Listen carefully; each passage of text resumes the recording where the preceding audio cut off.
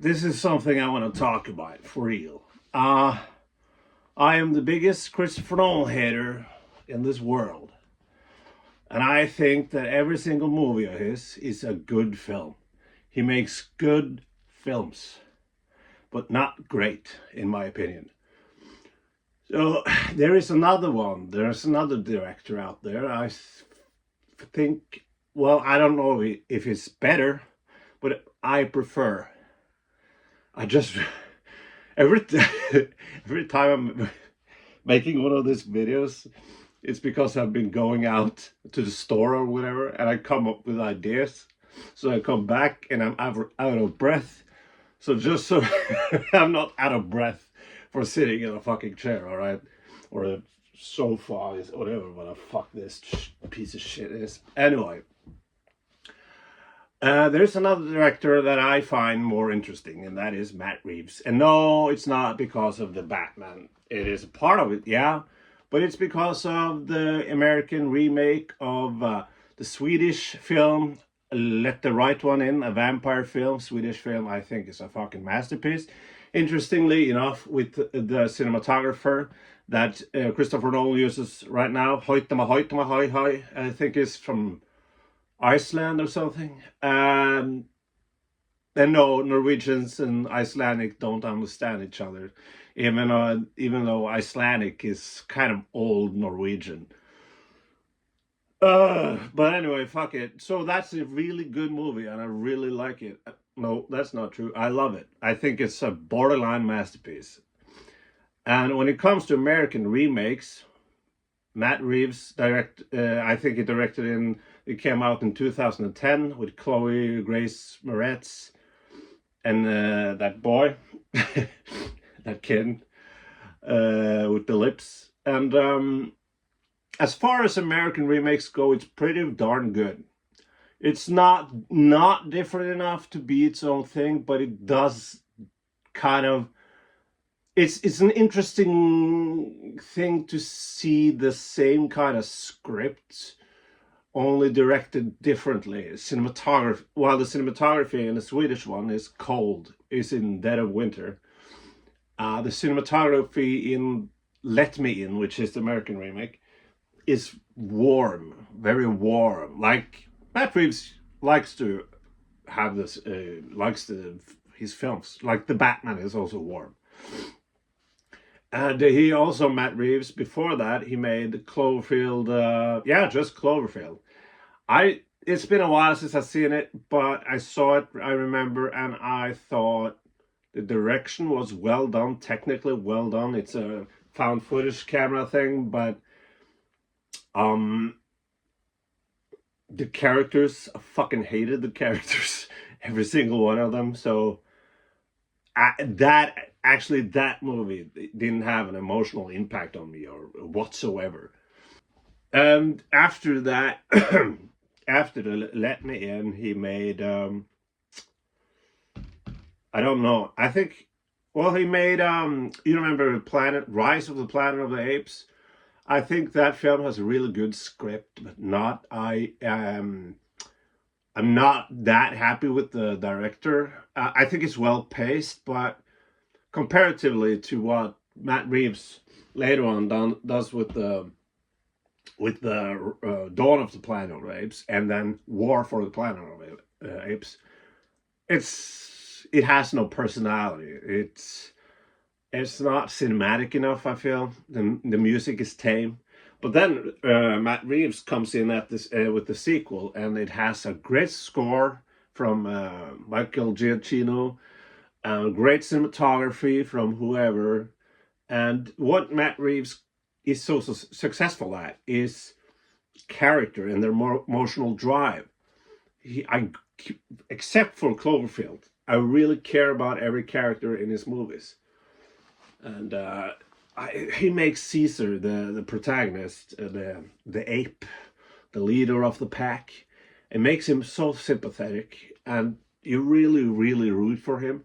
And in War for the Planet of the Apes, he makes Caesar far more complex, and it's sort of a revenge movie, but also a Exodus film, Moses kind of film.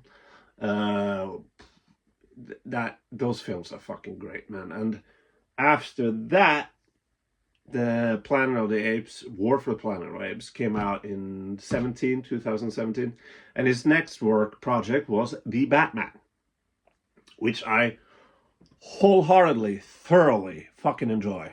I love that film. I've seen it 1,000 times now. It's embarrassing, yeah, but for me, that's the way you do Batman, man. That's the way. And let's compare, with Christopher Nolan.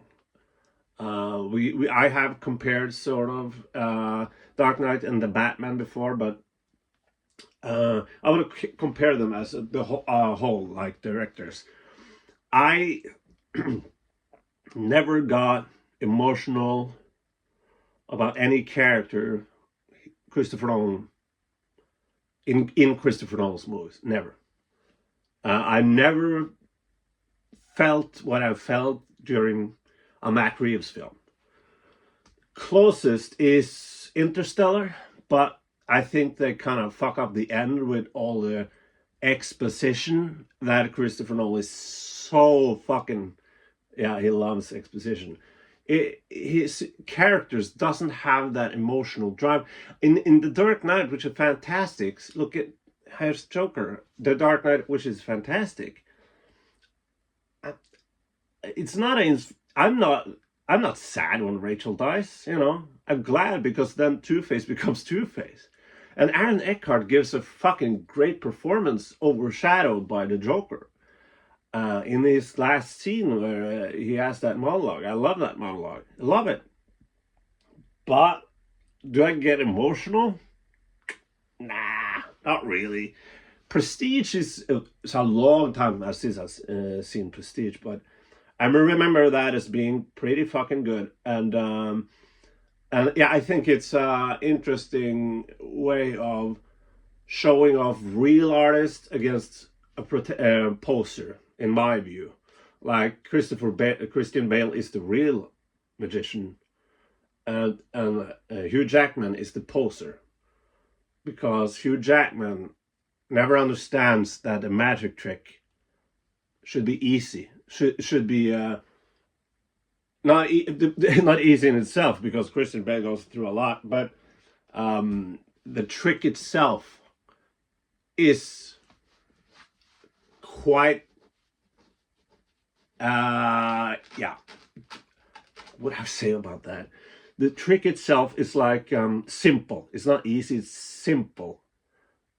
And Christian Bale sacrifices everything for his art, which Hugh Jackman does too, but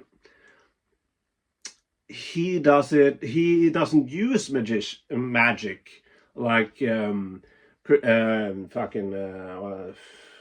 Michael Caine says, I don't recall specifically, but it's you're making the audience see one thing and you do another, or something like that. But Hugh Jackman, he never understood that. He was more of a showman, so he never understood the importance, the why of it all, which I really enjoy. The concept and the film and everything, the editing, I love. But again, I'm not emotional, and I think that's a huge problem. Christopher Nolan films. Was Oppenheimer? I didn't like it. Sorry to say, I didn't like it. It was edited too fast. It was the I don't want to use CGI kind of thing. So people had glue in the scene where the film gets interesting when after the bomb. I think before it's a lot of, I hate that, because Matt Reeves lets scenes breathe. And I think The Dark Knight and The Batman is a great way to compare the two. The strengths and both of them has their own strengths, but like the Christopher Nolan, The Dark Knight has the concepts, the anarchy versus order, control. This is what happens when an unstoppable force meets an immovable object, and that's the theme of the film, and that's great. That's great, you know. But fucking the Batman, it's about Batman, and it's about him understanding that he can be more than just fear in other people's lives. He understands how to be a hero per se, and there's so much more personality in, you know, Christopher Nolan. It's Chicago. Even though I know it's Chicago, the bridges and everything. And that's fine. That's fine. That's a way to go. But the Batman, the Gotham feels fucking real, you know. And yeah, I'm actually, when you have the simple ending at the end, when he talks to Catwoman and they just drive off and drive away from each other, and you have this wonderful music, and then you get the shot of Batman, and you get music and cut to the end. That's great. And fucking Matt Reeves understands Batman much better, I think. Well, maybe Christopher Nolan does too, but Christopher Nolan, I'm sorry to say, but I think he has an ego. He, especially now, he has to Christopher Nolanize every single fucking film. So his film starts to blend in with each other. It starts, you know, for me, I've recognized all his trademarks or cliches for a great many years now. I'm getting fucking suffocated by it. And Matt Reeves, every director has trademarks or cliches, but Matt Reeves, I love that the Batman is boring. I love that some people think the Batman is boring, because then it's a grown-up film. I'm sorry, that was a joke, kind of. But if you think it's boring, you think it's boring. But I love when films are slow and let things breathe. A slow-paced film doesn't mean it's a boring film. Christopher Nolan, I would love to see him make something slow-paced, you know, where he focuses like visual storytelling and not fucking exposition all the time. And Insomnia, that's why I kind of want to see Insomnia again. I think Christopher Nolan didn't write the script on that one. Batman Begins, I really soured on. I really don't, yeah. I don't think it's that special anymore. We've seen the origin story. And after the Batman, especially, it's like the only thing you need in the Batman is like, you know, when a mayor gets killed and Batman comes in with the cops. It works with the cops this time, and he sees this boy, this is the mayor's son, and he just looks at him, and you understand it. That's all you need. Visual storytelling.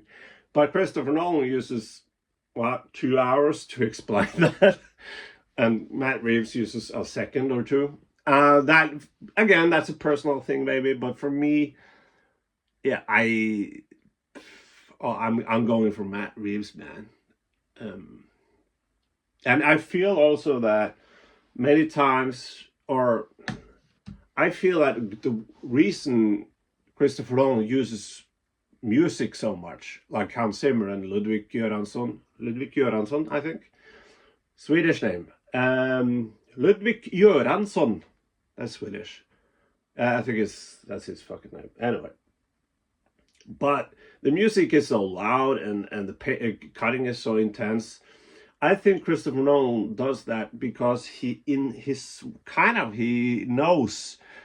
that his characters on themselves aren't that emotional. Like, the music makes you feel, not necessarily the movie or the script, I think. But it's, as we say in Norway, it's smak og behag. Smaken som ræva, den delt I to. Nei. What is it? Doesn't matter, though. Anyway, I don't know what you feel about that or how you feel, but I prefer Matt Reeves. Oh, I gotta say that Christopher Nolan has made more films than Matt Reeves, though. Yeah, and there's kind of this biggest difference between the two is that Christopher Nolan makes Christopher Nolan films. So it's Christopher Nolan's the Batman. Christopher Nolan's Batman. Matt Reeves makes a Batman film. Matt Reeves makes a Planet of the Apes film. He doesn't make Matt Reeves's Planet of the Apes film. He doesn't have that fucking ego I think Christopher Nolan has. And everybody on the IMDb jerks him off. Of course they do. Oh, it's what does I don't know, Dunkirk or whatever, the Tenet one. What does do they have, like 9.3 or whatever? They're fine. They're fine. Tenet I kind of liked because I didn't understand shit about it. I didn't get any of it. I was at the end. I saw it with my father, and he didn't get not. He looked at each other, but what the fuck is happening? Which I liked, which I actually liked, because every fucking Christopher Nolan film I've gotten, I'm like, I understand, and then Christopher Nolan proceeds to explain again. And I'm like, I understand, Christopher Nolan. I get it. Blah blah blah blah. I get it. Fucking hell, we're not stupid. The audience are not fucking stupid, all right? We get it. And like directors like Denis Villeneuve and Matt Reeves, they trust their audience and they understand that, or they make films for an audience that likes to see a film, likes to see visuals tell a story. And Mad Max Fury Road, you can watch that without sound, you know. That's cinema. If you can turn off the sound and understand the story, that's fucking cinema. And you can do that with Mad Max Fury Road. I'm just saying, all right? Just saying. I'm sweating like a motherfucker right now, so I'm gonna say bye. Bye.